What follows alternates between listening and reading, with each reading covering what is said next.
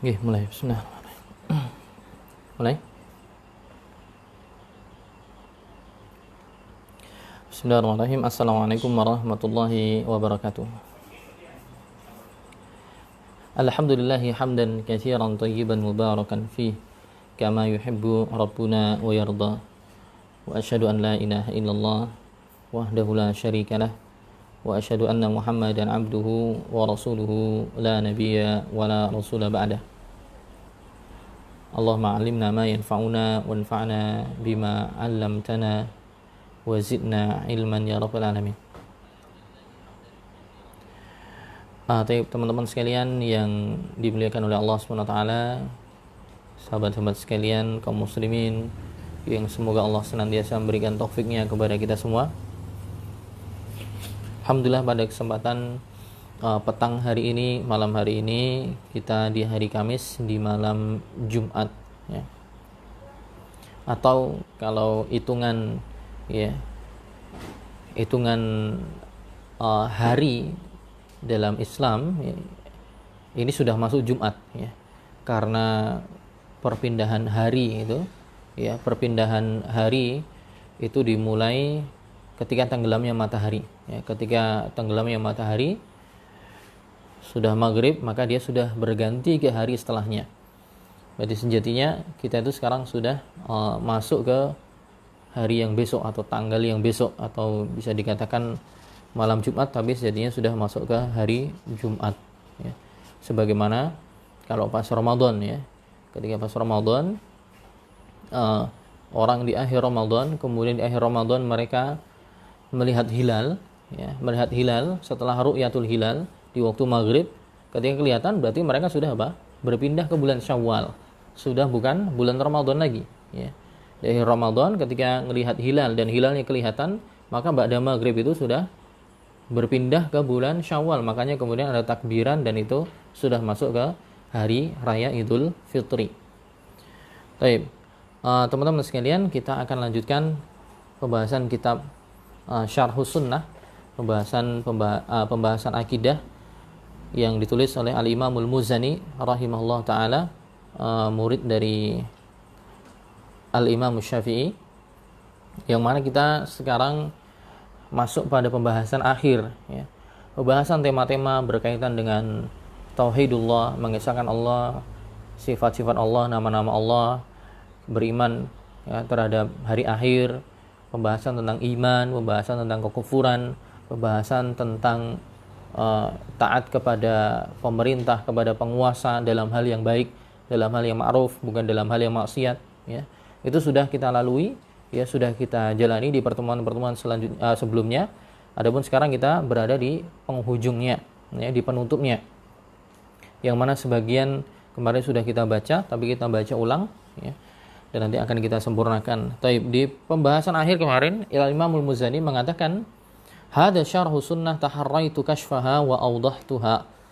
Ini adalah penjelasan tentang sunnah yang saya sudah berusaha keras untuk menyingkap dan menjelaskannya ya. Pembahasan tentang akidah, pembahasan tentang sunnah yang sudah saya upayakan untuk menyingkapnya dan untuk menjelaskannya. Faman waffaqahullahu lil qiyam bima abantuhu ma'a ma'unatihi lahu bil qiyam ala ada'i faraidhihi. Dan ya, barang siapa yang kemudian mendapatkan taufik kepada Allah, mendapatkan taufik dari Allah Subhanahu wa taala dari apa yang telah aku jelaskan ya, dia dapat taufik dan dapat pertolongan dari Allah untuk melaksanakan ya ada'i faraidhihi, kemudian melaksanakan hal-hal yang diwajibkan oleh Allah Subhanahu wa taala, dan juga bisa berhati-hati menjauhkan diri dari perkara-perkara yang najis, kemudian bisa menyempurnakan bertaharah ya, bersuci, ala taat ya, untuk melaksanakan ketaatan-ketaatan, juga bisa melaksanakan salat yang 5 waktu sesuai batas kemampuan ya. Yang bisa berdiri wajib berdiri, yang tidak bisa duduk maka tidak bisa berdiri maka boleh dengan duduk, yang tidak bisa duduk maka dengan berbaring di atas lambungnya yang kanan. Jika tidak mampu maka semampunya dengan menggerakkan salah satu anggota badannya, atau bahkan sampai mengedipkan mata jika memang anggota badan yang lain tidak bisa digerakkan. Wa ita'iz zakah ya. Kemudian juga kewajiban sholat, kemudian juga kewajiban membayar zakat, ya. Kewajiban membayar zakat. Dan zakat kemarin dijelaskan, zakat ada berbagai macam. Ada zakat mal, ya, zakat yang berkaitan dengan harta yang dimiliki, yaitu maksudnya berkaitan dengan emas dan perak atau yang dikonversikan dengannya. Maka ukuran zakat emas adalah ketika orang mempunyai emas 20 miskal atau 20 dinar, yang jika dikonversi adalah ketika sudah mencapai angka 85 gram, ya. Orang yang punya 85 gram emas murni, ya, 24 karat, atau yang kalau sekarang tidak semua orang punya emas tapi punya uang yang senilai dengan 85 gram emas, sudah memiliki seukuran 85 gram emas atau yang dikonversikan menjadi rupiah, maka dia sudah terkena syarat yang pertama, kewajiban zakat. Dia sudah mencapai nisab, ya. Maka tinggal ditunggu sampai setahun. Kalau dia memiliki 85 gram emas atau yang serupa dengannya konversinya, kemudian dimiliki selama setahun, tahun hijriah, ya, hitungan hijriah, maka di tahun depan dia wajib, ya, mengeluarkan zakatnya 2,5%, ya. Nabi SAW mengatakan, la zakata fi malin illa an yahula alaihil haul. Tidak ada zakat dalam harta kecuali sudah dimiliki selama 1 tahun.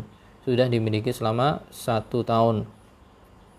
Kemudian itu kalau dihitung dengan emas, ya. Ada nisab yang lain, yaitu dengan perak. Dengan perak disebutkan dalam hadis bahwa minimal zakat perak itu adalah ketika memiliki 200 dirham, ya, 200 dirham. Yang mana kalau dikonversi ke gram adalah sekitar 595 gram perak. Ya, kalau emas 85 gram emas, kalau perak 595 gram perak, ya.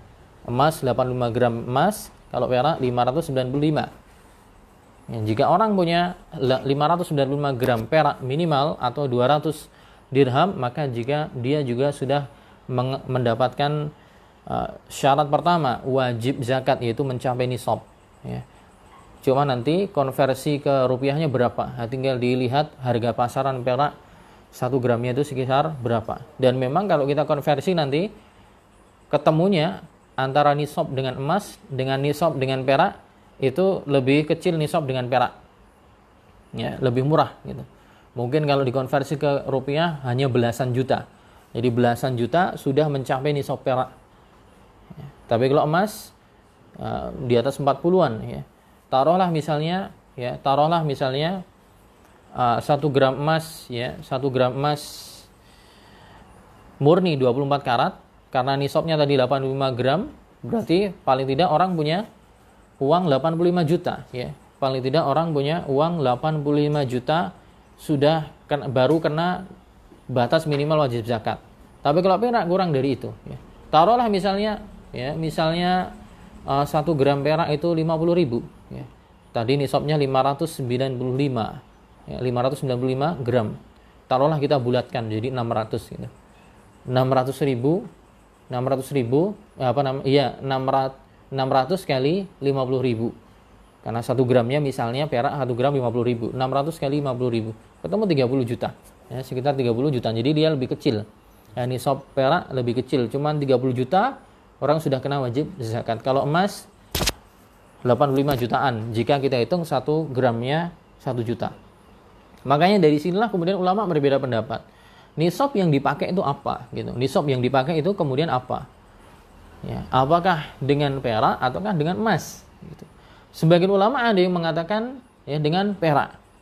Jadi ketika orang punya tabungan dan seukuran nisab perak, maka apa? Dia sudah kena wajib zakat. Alasannya apa? Karena itu lebih menggembirakan fakir miskin. Karena orang punya tabungan 30 juta itu kemungkinannya lebih besar daripada orang punya tabungan sampai 85 juta baru dia keluar zakat. Jadi udah 30 juta, udah dapat nisab, dia wajib mengeluarkan. Ada yang mengatakan demikian, memakai nisab perak, ya. Kenapa? Karena lebih membahagiakan fakir miskin. Segera dia dapat jatah zakat gitu. Dan juga fakir miskin juga orang-orang yang lain dari al-asnafus tsamaniyah, itu 8 kelompok yang berhak dapat zakat mal. Tapi sebagian ulama yang lain mengatakan enggak, cocoknya tetap pakai emas. Kenapa? Karena dalam hadis Nabi SAW ketika mengutus sahabat, ya, Mu'adz bin Jabal, kalau tidak keliru, ketika diutus ke Yaman, Nabi mengatakan bahwa para penduduk Yaman yang ahlul kitab, jika mereka sudah masuk Islam, sudah dikabarkan bahwa Allah mewajibkan sholat untuk mereka, maka kemudian sampaikan kepada mereka bahwa Allah mewajibkan zakat untuk mereka. Tu'khadhu min aghniyaihim wa turaddu ila fuqaraihim. Yang mana zakat malnya ini diambil dari orang-orang kaya di antara mereka dan dikembalikan kepada orang fakir miskinnya. Dan antara orang yang punya uang 30 juta sama orang yang punya 85 juta, maka lebih cocok dikatakan yang kaya itu adalah 85. Ya, lebih cocok, lebih pantas dikatakan kaya jika dia punya 85 juta. Wallahu a'lam bishawab. Ya, kalau kita pengen bahas secara detail mana yang pendapatnya lebih kuat, ya itu perlu pembahasan khusus tentang fikih zakat. Ya. Tapi bagi yang ingin, ya, bagi yang ingin lebih berjaga-jaga dan ingin lebih membahagiakan para orang-orang yang mendapatkan haknya, maka bisa memakai nisab perak, ya, bisa memakai nisab perak. Nah, itu berkaitan dengan apa? Dengan zakat yang mal, yang harta, yaitu sekitar punya nisab minimal paling enggak 85 jutaan, ya, jika itu dengan emas, atau perak sekitar mungkin 30 jutaan, sekitar 595 gram perak. Dan harus dimiliki setahun, ya. Zakat mal itu dimiliki setahun. Setelah mencapai nisab, kemudian dimiliki setahun. Nah, kemudian ada zakat yang lain, adalah zakat yang dikatakan di sini Al-Imam Al-Muzani mengatakan, ya, kita dinasihatkan oleh beliau untuk melaksanakan sholat 5 waktu sesuai kemampuan, kemudian menunaikan zakat. Maka perlu sedikit kita jelaskan. Selain tadi zakat harta, ada zakat hewan ternak. Bagi orang yang punya hewan ternak. Hewan ternak yang dimaksudkan di sini adalah bahimatul an'am, ya. Bahimatul an'am, yaitu hewan ternak dari kalangan onta dan yang semisalnya, sekeluarganya. Kemudian sapi dan keluarganya, juga kambing dan keluarganya. Ayam tidak masuk, ya. Ayam tidak masuk. Ayam di situ nanti masuknya ke zakat harta, ya. Dihitung dengan yang mal, yang tadi ukuran emas dan yang lainnya. Adapun kalau yang khusus zakat hewan, itu hanya berlaku bagi onta, ya, sapi dan juga kambing. Onta mungkin kita tidak usah bicara tentang onta karena di sini tidak ada onta. Tapi onta misalnya ada zakat, maka nisabnya minimal adalah 5 ekor onta. Ya, 5 ekor onta itu nanti sudah ada zakatnya. Ya, 5 ekor onta itu 1 kambing zakatnya. 5 sampai 9, nanti udah 10, 2 kambing. Ya. Sudah 10, kemudian nanti 2 kambing. Kemudian 10 sampai 14 itu nanti 2 kambing dan seterusnya. 15 sampai, ya, sekian, nanti kemudian ada perubahan, ya, ada perubahan yang lain.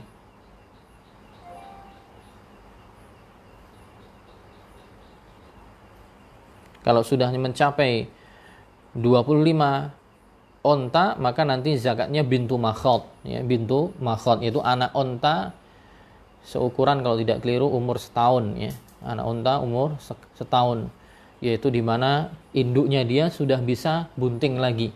Induknya dia setelah melahirkan dia sudah bisa bunting lagi dan seterusnya. Tapi itu bukan pembahasan kita, di Indonesia tidak ada. Nah, mungkin yang kita bahas adalah bagi orang yang punya usaha kambing atau sapi. Nah, kalau kambing itu kena batas minimal wajib zakat atau nisab itu jika memiliki 40 kambing. Kalau orang sudah punya 40 kambing sampai 120, maka zakatnya 1 ekor kambing. Jenengan punya 40, 41, 42, 43, 44 sampai 120, maka zakatnya masih 1 ekor kambing. Kalau sudah 121 sampai 200, maka keluarkan 2 ekor. 201 sampai 300, 3 ekor. 301 dan seterusnya tambah 1. Tapi ukuran zakat seekor kambing minimal sampai 40. kita sudah punya kambing jumlahnya 40 ekor, maka mengeluarkan 1 ekor kambing sebagai zakatnya. Ya. 41, 42, 43 dan seterusnya sampai 120 masih 1. Tapi kalau sudah mencapai 121 ekor, keluarkan 2 ekor kambing. Ya. Kalau kambing ukurannya itu, kemudian kedua kambing yang dikeluarkan zakatnya adalah yang saimah, ya, bukan soimah, tapi saimah. Saimah itu adalah yang mayoritas kehidupannya adalah diumbar, alias memakai makanan alami cari sendiri. Adapun kalau makanannya pakai biaya, ya, beli dan semisalnya, maka apa? Maka tidak wajib zakat, alias tidak dikeluarkan zakatnya. Tapi nanti zakatnya digabung. Jika itu nanti dijual, maka nanti zakatnya dalam bentuk yang lain, yaitu seperti zakat harta simpanan tadi. Nah, tapi kalau zakat berupa hewan yang dikeluarkan zakatnya bentuknya hewan juga adalah selain tadi syaratnya nisab tadi, kemudian apa? Syaratnya dia adalah saimah. Ya. Nabi SAW mengatakan fisaimah laisa fisaimati zakah. Kalau tidak keliru hadisnya demikian. Makanya nanti dalam pembahasannya adalah syarat zakat hewan itu adalah saimah, yaitu dia digembalakan, ya. Mayoritas, ya, di atas 50% konsumsinya adalah digembalakan, ya. Yaitu kalau kambing. Adapun kalau sapi, kerbau, ya, dan semisalnya yang sekeluarga minimal adalah 30 ekor. Bagi orang yang punya 30 ekor, maka zakatnya adalah tabi', ya, 1 ekor tabi'. Tabi' itu adalah anak sapi atau anak kerbau umur setahun. Ya. Tabi' itu artinya ngintil, alias masih ngintil sama induknya. Ya, masih umur setahun. Jadi induknya kemana-mana dia masih ngintil, ikut ke sana ke semari. Jadi kalau punya 30 ekor sapi, maka nanti mengeluarkannya zakatnya adalah anaknya yang umur setahun.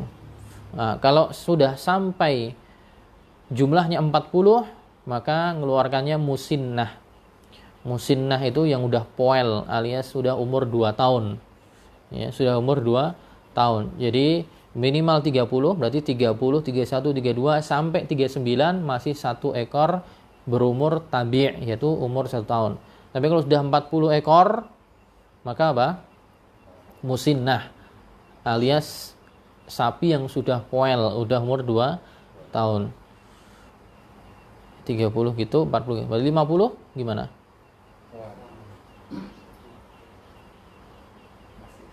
Masih, ya? 50 masih apa? Masih musinnah. Kalau 60? 2, tapi apa? 2. Kalau 60 berarti 2, tapi tabi', ya. Anak sapi pedet yang umur masing-masing setahun tapi jumlahnya 2. Kalau 70 berarti pedet umur setahun plus sapi yang udah poel. Gitu, ya. Intinya yang dihitung 30 itu tabi', kalau 40 musinnah. Ya, itu sedikit berkaitan dengan haji. Nah, jadi kita diwajibkan untuk zakat. Ini tentunya bagi yang mampu. Kemudian ala ahlil jaddati wal az-zakatu ala ahlil jaddad. Wajib zakat bagi orang yang mampu, wal haji an ahlil jaddah wal istita'at.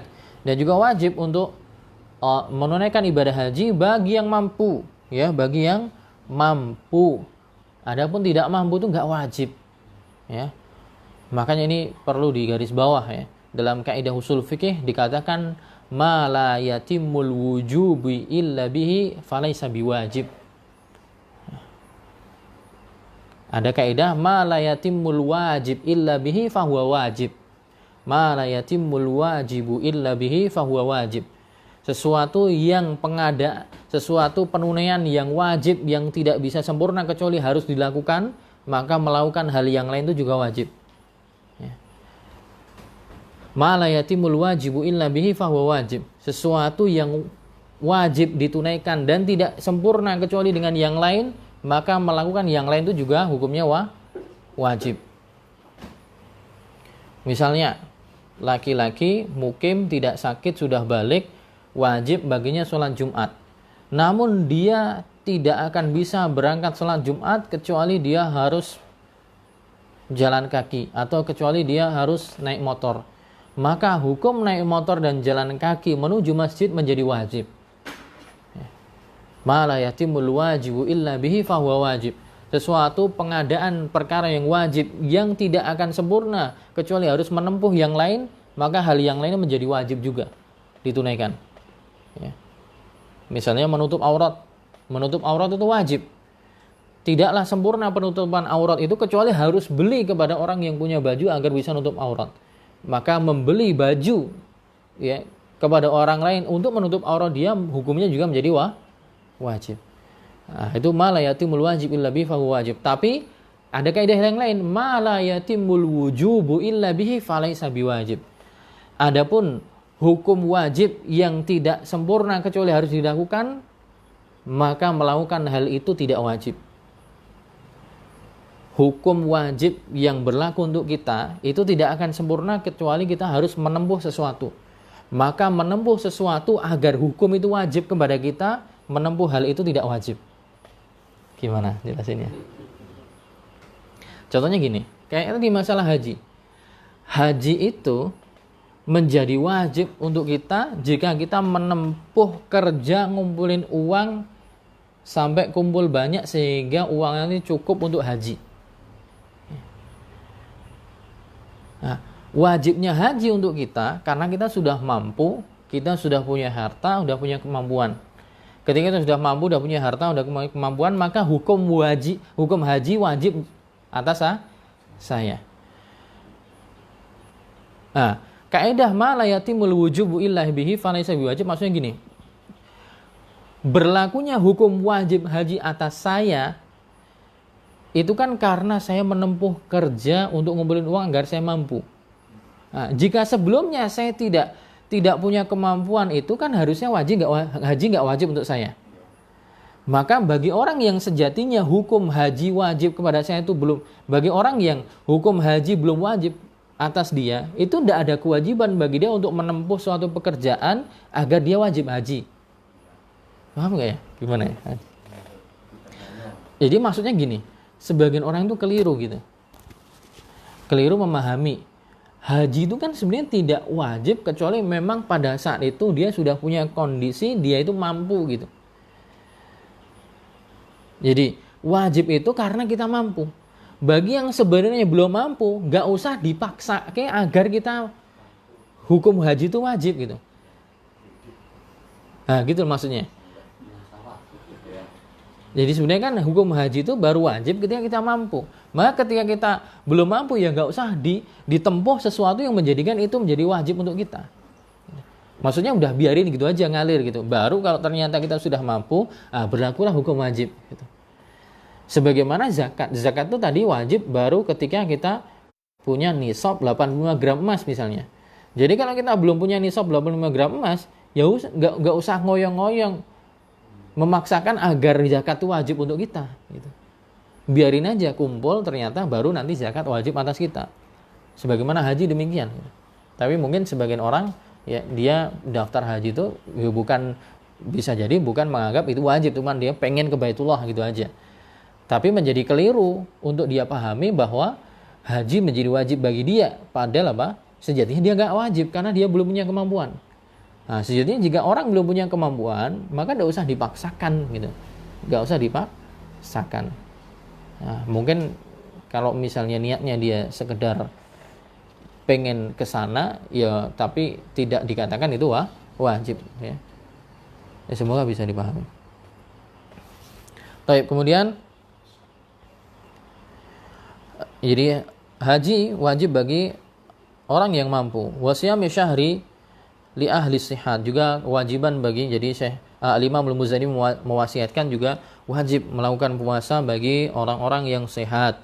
Wa khamsi salawatin sannaha Rasulullah SAW, dan juga menganjurkan kita untuk menjaga 5 salat yang dicontohkan oleh Nabi SAW, yaitu salatul idain, yaitu salat 2 hari raya.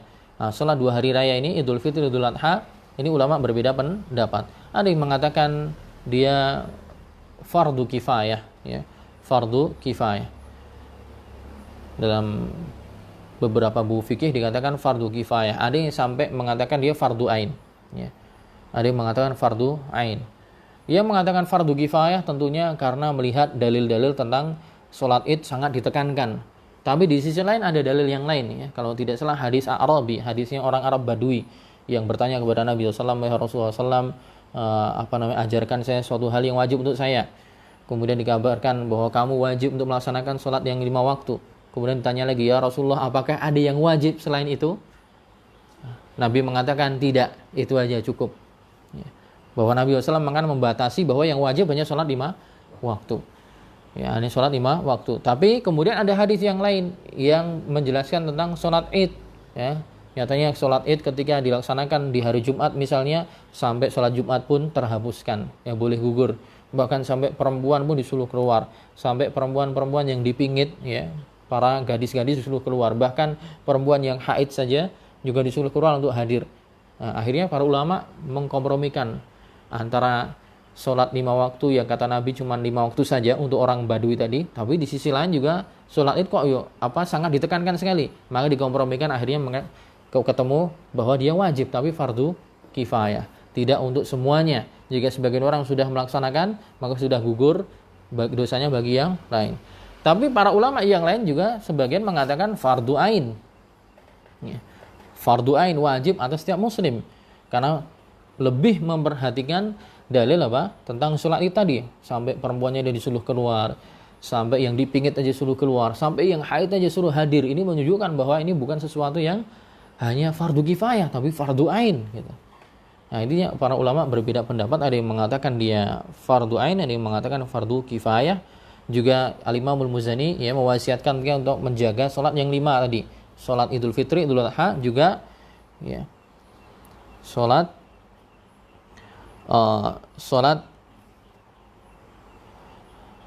witir ya, sholat witir. Nabi SAW tidak pernah meninggalkan sholat witir. Juga sholat rakaatil fajar, 2 rakaat sebelum fajar, ini juga sholat yang tidak pernah ya ditinggalkan oleh Nabi SAW dalam kondisi mukim maupun dalam kondisi safar.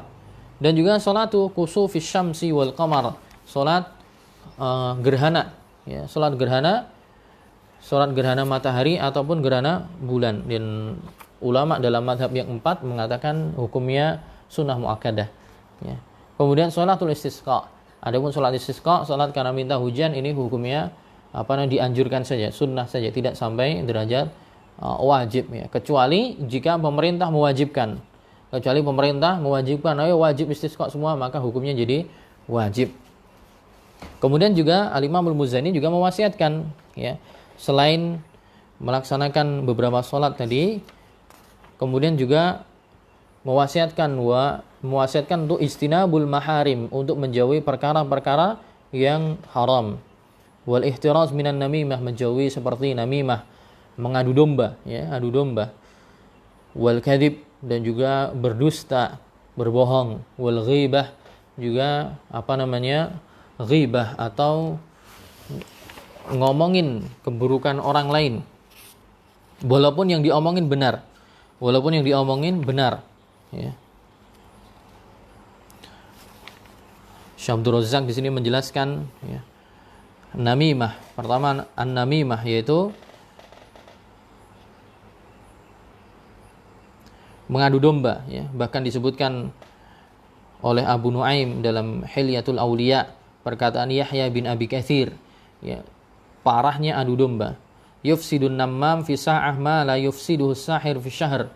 Orang yang mengadu domba itu bisa menimbulkan kerusakan walaupun hanya sesaat saja ya. Adapun penyihir ya, apa yang dilakukan penyihir sebulan itu tidak lebih parah daripada yang dilakukan oleh orang yang mengadu domba walaupun hanya 1 jam atau 1 saat saja. Jadi mafsadatnya lebih besar.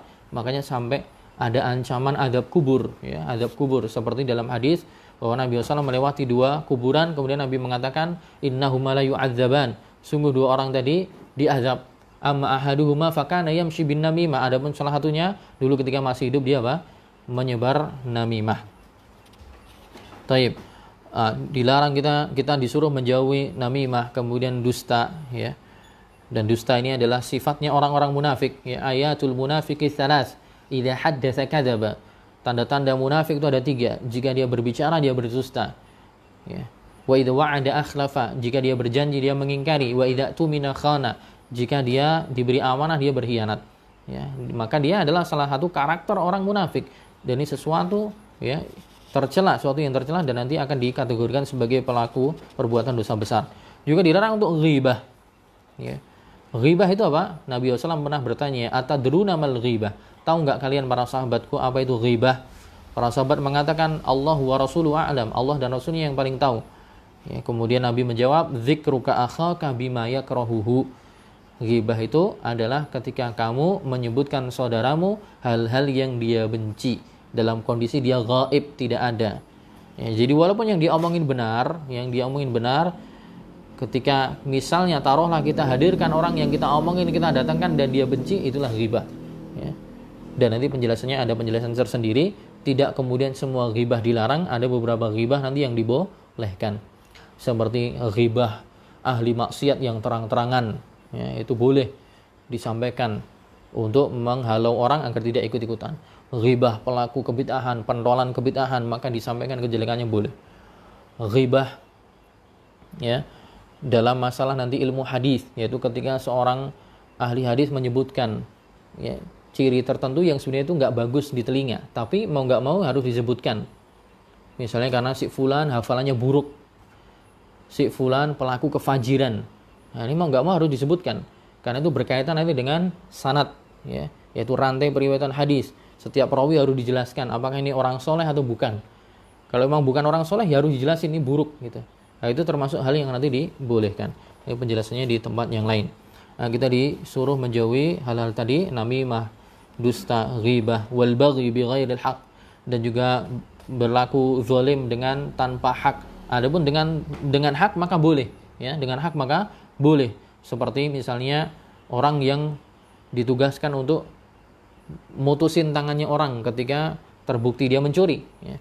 Orang yang disuruh jadi algojo, menggal kepalanya orang karena terbukti dia ya membunuh secara sengaja, kisos. Maka ini bukan perbuatan yang melampaui batas, ya, ini perbuatan yang dilakukan dengan hak, maka boleh.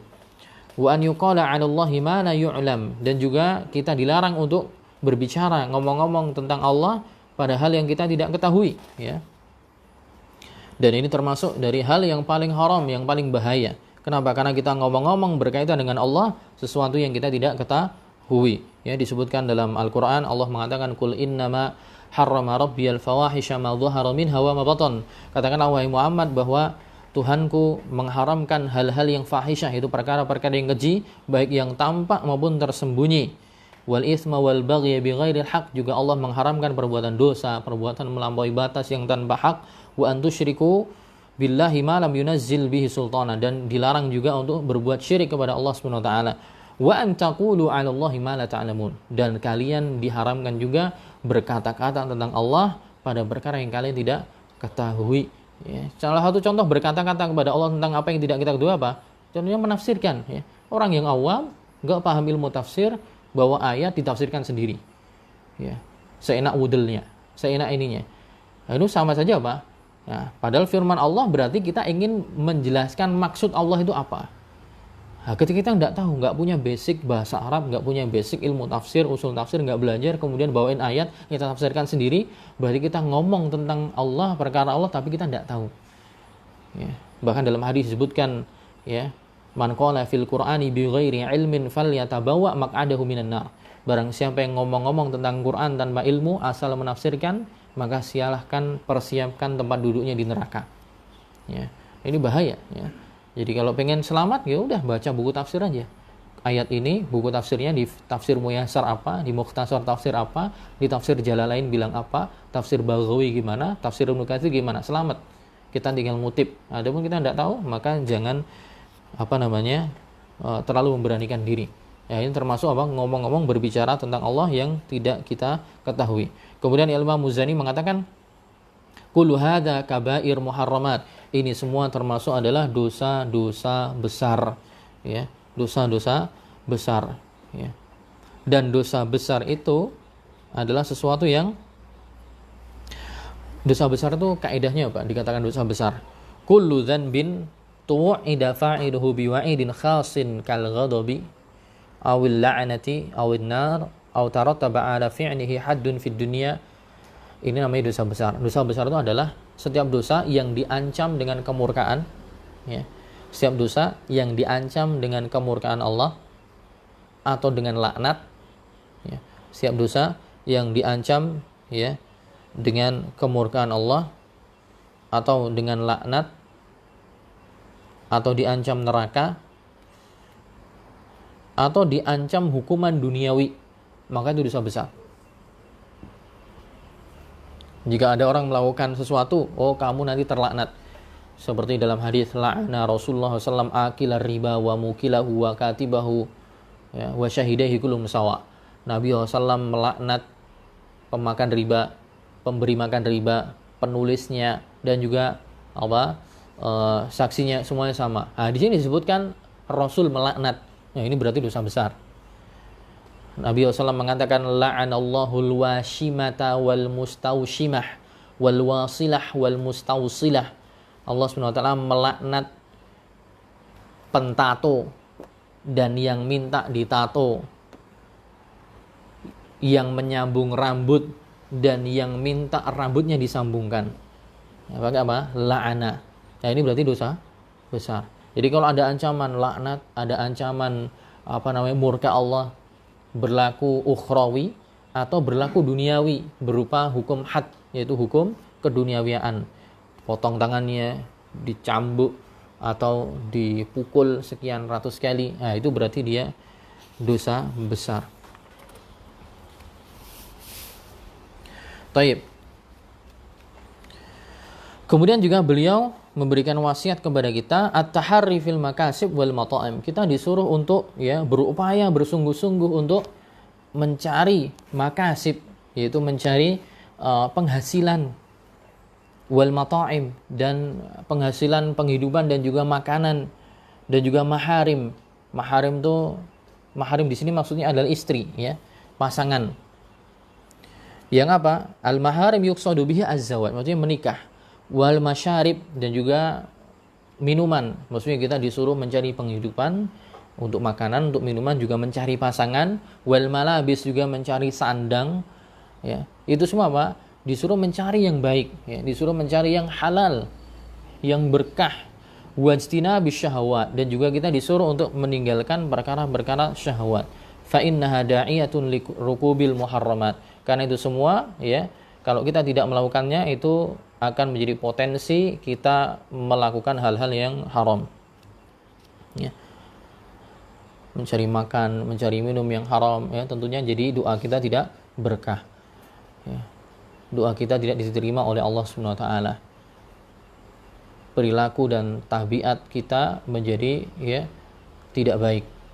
Juga sama ketika seorang mencari pasangan yang tidak soleh, tidak solehah, juga hidupnya juga pasti tidak nyaman, tidak tentram, ya. Istrinya disuruh ini sesuai agama, tidak manut, tidak nurut. Disuruh untuk pakai hijab, tidak mau, ya. Tidak ada kecemburuan. Sebagaimana yang perempuan cari suami asal-asalan, asal ganteng, asal kaya, tapi tidak pernah mendidik agama, tidak pernah mendoktrin agama, tidak pernah mengajak sholat, bahkan dia sendiri lupa sholat.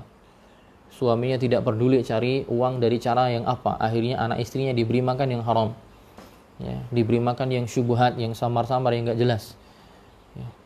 Nah, ini yang demikian, ya, diwasiatkan oleh Al-Imam Al-Muzani untuk kita bersungguh-sungguh cari yang halal, cari yang baik, ya, menjauhi segala macam syahwat, yakni tajannubu hadhil asya' fa innaka idza tamasyaita ma'aha awradaka syaitan biha al-maharik. Kalau kita tidak menjauhi yang haram, ya, kita tidak menjauhi syahwat yang enggak jelas, maka kita berjalan, ya, yang demikian akan mendatangkan atau menjadikan setan mengajak kita pada hal-hal yang membinasakan. Kemudian faman ra'a haula al-hima fa innahu yushiku an yuwaqi' fihi. Juga kita disuruh untuk meninggalkan perkara syubhat, karena orang yang menggembala sesuatu, menggembala hewan, ya, di dekat hima. Yaitu hima itu adalah padang rumput yang dahulu itu khusus milik milik raja tertentu, milik penguasa. Dan biasanya padang rumput itu ada batasnya. Jangan sampai masuk situ. Kalau masuk situ maka dimungkinkan, ditakutkan akan masuk nanti dapat hukuman. Nah, itu kemudian jadi permisalan, jadi bahasa kiasan oleh Nabi SAW dijadikan sampel. Nah, kamu tuh kalau ngambil permasalahan jangan cari yang yang samar-samar gitu. Kalau kamu samar-samar, ngambil yang samar-samar seperti kamu menggembala kambing di satu padang rumput tapi dekat dengan padang rumput milik raja yang terlarang. Kita nggak bisa jamin kambingnya mau di sini terus. Bisa aja yang di sana lebih hijau, akhirnya dia pindah ke sana. Akhirnya kamu dapat tersebut dalam hal yang terlarang. Naam, kama fi hadis Nu'man bin Bashir. Ini disebutkan dalam hadis Nu'man bin Bashir, ya, disebutkan bahwa Nu'man bin Bashir mengatakan, saya mendengar Nabi SAW mengatakan, innal halala bayyinun wa innal harama bayyinun wa bainahuma umurun mushtabihat la ya'rifuhuma katsirun minan nas. Sesungguhnya perkara yang halal itu jelas, yang haram itu jelas, tapi ada perkara yang samar-samar tidak diketahui kebanyakan orang. Faman ittaqas syubuhat, maka barang siapa yang mampu untuk menjauhi yang samar-samar, cari yang gamblang, maka istabru ali dinih wa irdih, dia akan mampu untuk menjaga agamanya dan menjaga dirinya. Jadi kalau kita ada yang samar, udah tinggalkan aja, lebih selamat untuk agama, selamat juga untuk diri kita. Wa man waqa'a fi syubuhat waqa'a fil haram.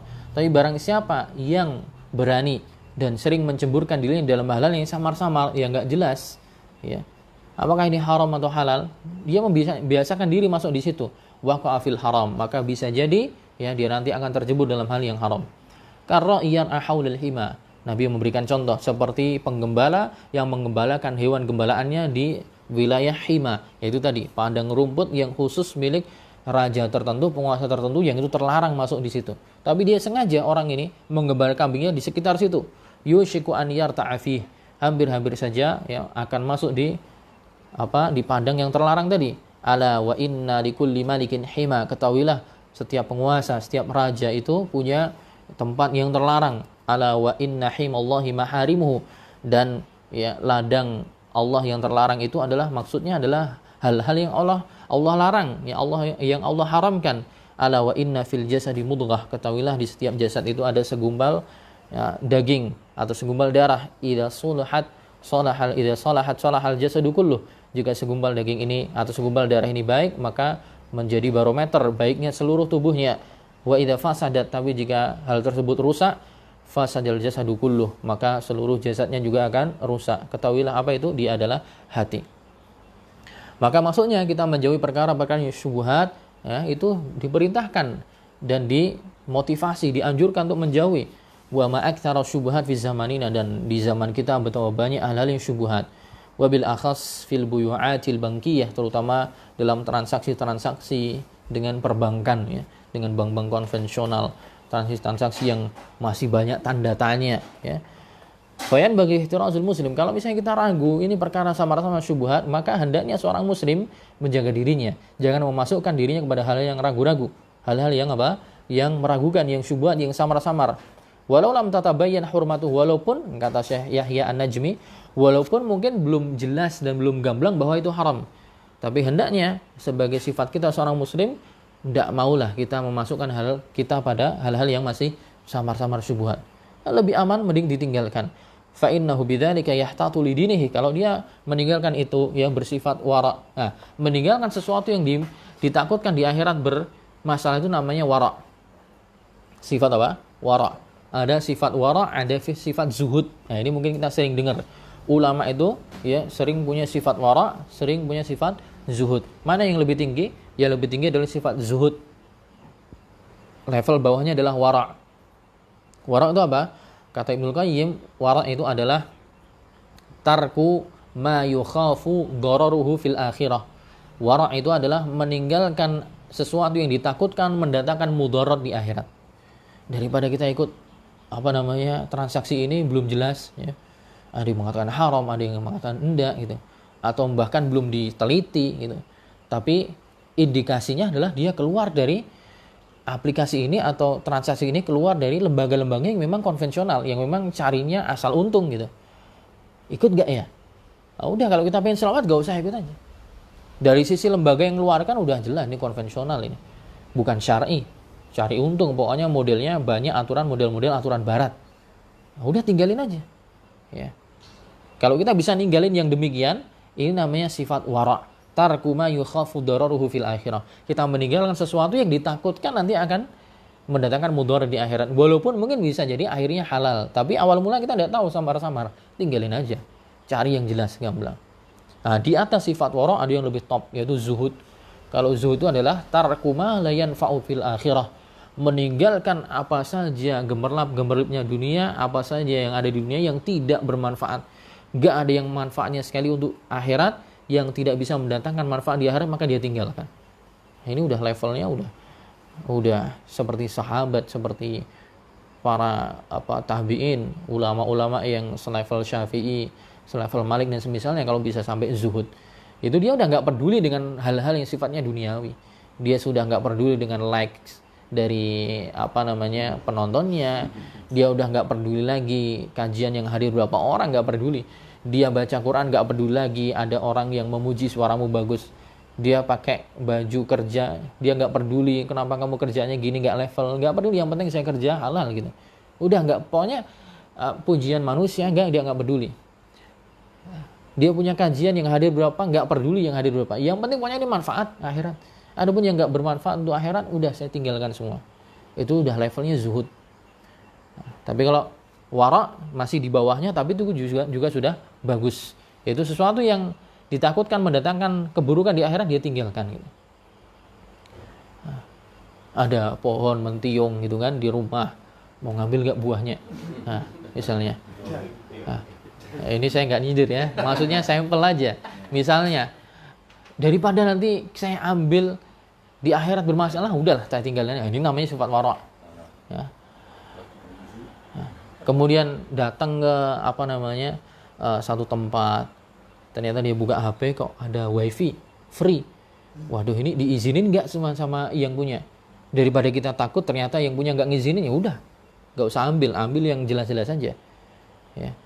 Jadi kadang kita mudah seperti itu. Ya. Dulu para ulama itu mencontohkan sifat wara itu sampai saya lupa ulamanya sampai mereka pinjem pulpen gitu, pinjem pena, dan ternyata belum dikembalikan. Dan dia sudah bawa pena itu sampai jauh. Yang punya orang Damaskus, sampai dia pulang lagi ke Damaskus untuk balikin pena itu. Padahal zaman dulu belum ada kereta, belum ada pesawat, menempuh ribuan kilo atau ratusan kilo untuk cuman balikin pena. Kenapa? Karena takut bisa jadi yang punya pena nggak ridho, di akhirat minta nuntut gitu. Ya.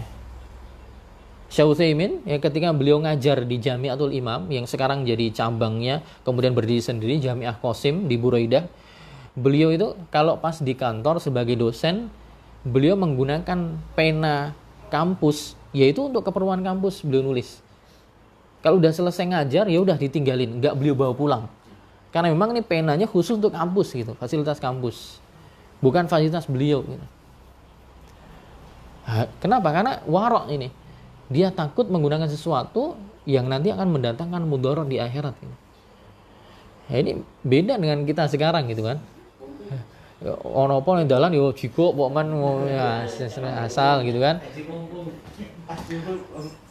Di kerjaan gitu kan ada wifi gratis, tapi padahal di kerjaan itu bolehlah pakai wifi, tapi untuk keperluan kantor, untuk cari artikel, cari untuk kemaslahatan kantor, kemaslahatan sekolah, tapi kita buat YouTube sepak bola dan seterusnya. Itu banyak kita seperti itu ya. Kerja di satu instansi, entah instansi swasta atau pemerintah, kemudian dikasih fasilitas motor, mobil kantor, boleh dipakai untuk lalu lalang pulang pergi kerja, tapi di rumah dibuat pergi tengok keluarga, pergi tengok ini tanpa izin seterusnya. Nah, kalau mengizinkan mah tidak apa-apa, kalau enggak berarti kan kita sedang memanfaatkan fasilitas publik yang kita sebenarnya nggak boleh untuk pribadi gitu. Nah, ini banyak orang-orang yang itu namanya dia bukan punya sifat wara. Yang justru dia menceburkan kepada satu hal yang nanti ditakutkan menjerumuskan dia di akhirat. Nah, wara itu kita jaga-jaga. Udahlah, pokoknya kalau belum jelas halal, saya nggak ngambil. Si samar ini namanya meninggalkan syubhat. Nah, bagi orang yang meninggalkan syubhat, pasti dia akan bisa meninggalkan muharramat. Wa idza waqa'a fi syubhat, tapi kalau dia menceburkan dalam hal yang syubhat yang samar-samar, wa tasahala fiha, dan dia bermudah-mudahan menceburkan diri dalam hal itu, maka ditakutkan dia nanti akan terjebur dalam hal-hal yang haram. Kemudian di akhir Al-Imam Al-Muzani menutup faman yusyira li hada fa innahu minad dini 'ala al-huda wa minar rahmati 'ala raja. Maka barang siapa yang kemudian bisa mempraktekkan ini semua, ya, awal mula tadi masalah akidah dibahas semua, menjaga sholat 5 waktu, menjaga zakat, menunaikan zakat, haji dan seterusnya, meninggalkan halal yang haram, meninggalkan syubhat, maka orang yang dimudahkan untuk bisa melakukan ini semua, fa innahu minad dini 'alal huda. Maka dia di atas hidayah. Wa minar rahmati 'ala raja, dan dia ya mengharapkan mendapatkan mengharapkan dapat rahmat Allah Subhanahu wa taala. Maka kemudian Allahumma pensyarah kemudian menutup dengan doa, Allahumma yassirna likulli khair, ya Allah berikanlah kemudahan bagi kami dalam setiap kebaikan, wa jannibna kulla syarrin wadir, dan jauhkanlah untuk kami segala hal yang mudarat dan halal yang buruk.